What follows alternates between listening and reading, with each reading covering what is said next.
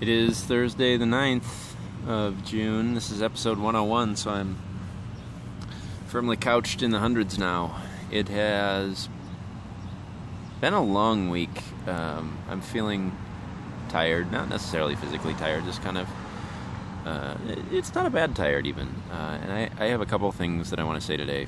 First, I guess, on episode 101, you reflect on your video journal a little bit. Just to reiterate what this is for, it's a journal of my entrepreneurial journey, the lessons that I've learned, some of the things that I've done, and my thoughts on those things. It's not a video series to talk about the expertise that I have or I'm trying to further in the world, so it's not specifically to talk about my business or my coaching business, or to kind of talk about the things that I want to help people learn through that business, but more specifically to just talk through the process of starting a business and figuring it out. So that's, I don't know, a disclaimer or reminder, maybe for myself as much as anyone else. The second thing that I wanted to say on today's video was I went to my second Venture College summer sprint meeting today. It continues to be very good and very thought-provoking, and I think it will be really helpful to my business. One of the lessons that I learned last Tuesday that has stuck with me until today that I wanted to share with you is they gave us a definition of a startup, which I thought is better than any that I've heard so far. They said that a startup is a business that's organized around the search for a solution to a problem. Startups are organizations that are in search mode. That means they're using testing and interviews, and they're trying to figure out what the solution is and what would be a sustainable solution and what would be a repeatable solution.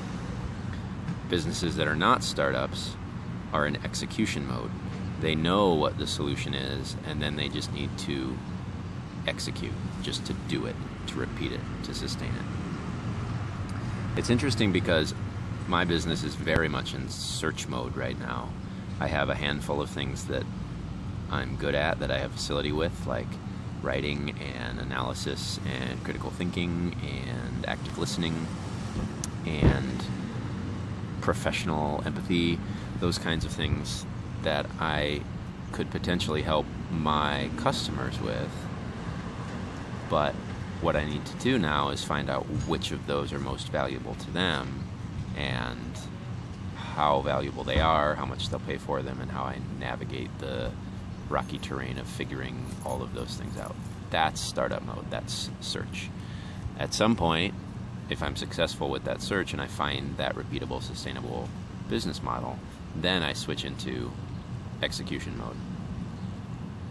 So that's my thoughts as, a solo entrepreneur.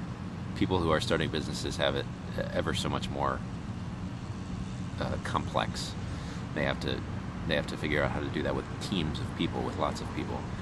And it strikes me that there's not really a way for businesses to switch back and forth between startup search mode and business execution mode.